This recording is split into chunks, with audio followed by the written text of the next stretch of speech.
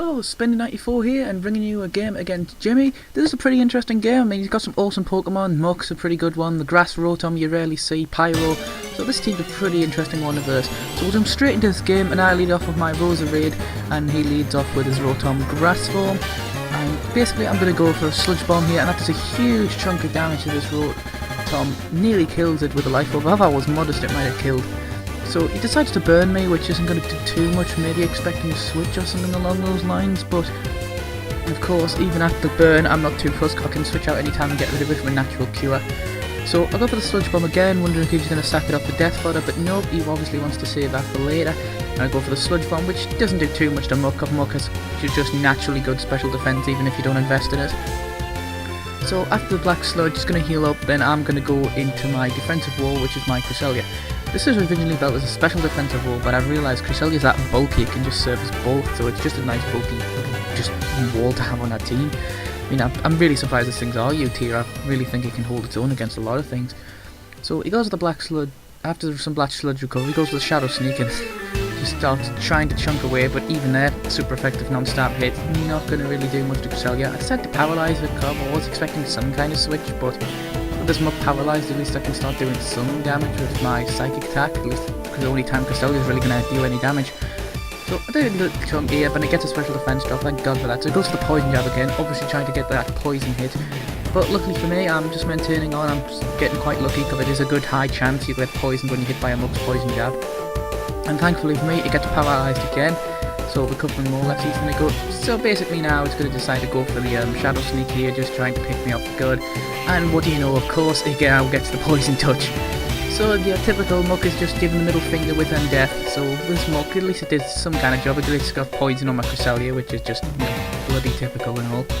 So I'll keep that lefty's recovery, and now I'm going to be quite at a natural bit of health here. And Spyro came in, and I was expecting a Dark Pulse, but I could have switched in my Heracross here, but I didn't want to take that risk at this point. So I'm thinking, okay, let's go to Miss Squash. Miss Squash can totally handle Pyro.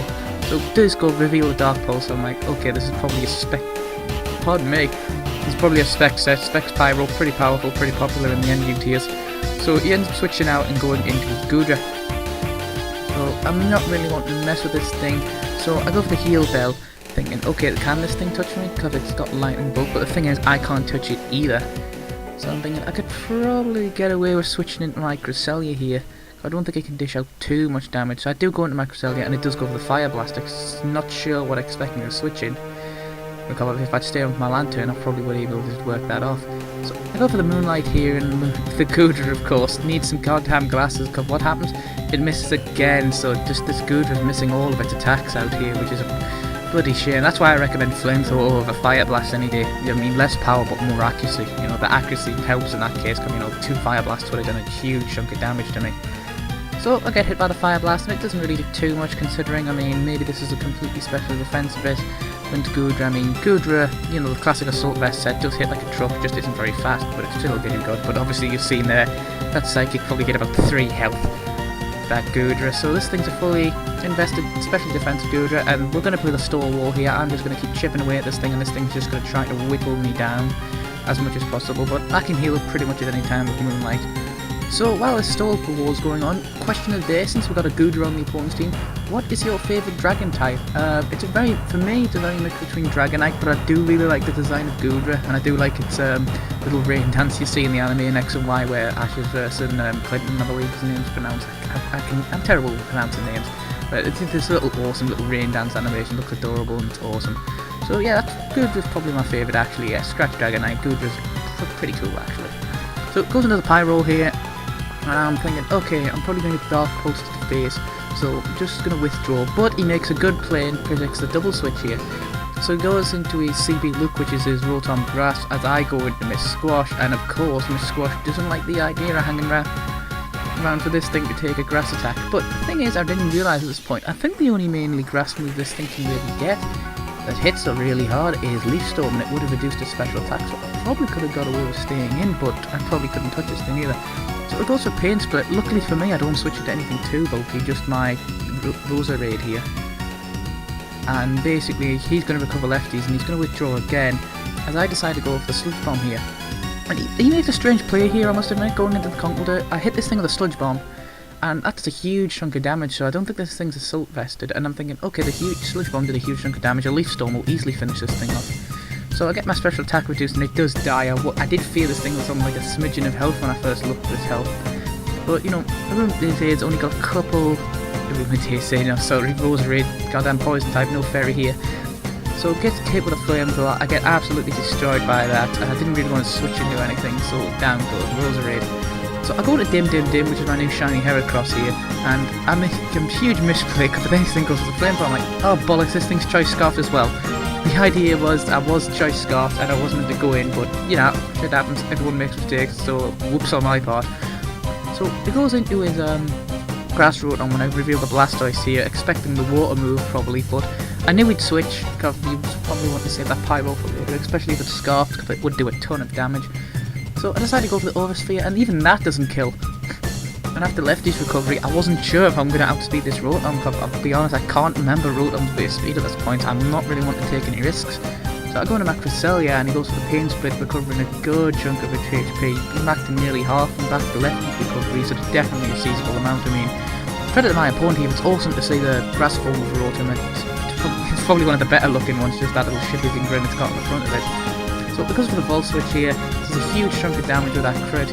I believe I either go for the Heal Up or a Toxic here. Yeah, I believe I go for the Toxic, and he switches into his Ines Schwarzenegger, and I go straight to the Toxic. And this time I remember, oh hell, this thing might have Guts. Guts Machamp is a thing as well as the No Guard one. So I'm not too happy with this. So not wanting to switch out and do anything, fearing the Guts one, he does go for the knockoff here, and that absolutely destroys my Cresselia. So down goes the Cresselia, it's dead. And this thing's looking quite threatening actually out here. So I'm going to my Mega Man here, because I'm thinking I can take one hit from this, but he just revealed the Dynamic Punch, so it's the No Guard set, and that absolutely kills. And luckily for me, I get confused, but I don't get the confusion, so I am able to go for Oversphere. There was some objective switch as well, and I could have got away with just going for the Waterfalls here. So it goes to the Dynamic Punch again, and luckily for me, I must have got the lowest damage possible because I managed to live that just, and I don't get confused again, just hit this thing up the Aurasphere, killing it outright for good. So that was some great luck on my part, and that probably mattered in the long run. So it goes into his Pyro here, and I basically get Flamethrower to the face, because at this point, there's no point in keeping this back. I've got no way to recover health on Blastoise. I wish I had a Wish Pasher on this team, but shit happens, as I say. So I'm going to Miss Squash. Miss Squash lovely counters his Pyro here. And I believe I do predict the switch and go for the Confuse Ray. Yes, I do. So I go for the Confuse Ray, hoping this thing's nice and confused here. And obviously seeing it live all the special hits from Mega Blastoise, I'm reckoning this thing's more specially defensive invested, if anything. So after I get some recovery here, I have to take a huge risk with the Confusion here. I switch in my Cinccino, hoping this thing will hit itself in the face. And praying here, taking a huge risk. Luckily for me, he does hit himself in Confusion, does very minimum damage. In fact, Lefties will recover that nicely up.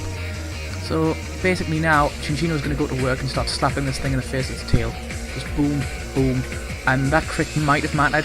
I did take it down 4 hits, but the crit doesn't do a lot more damage, so Cinccino putting in some great work. And I go into Pyro here, and I made a huge misplay actually.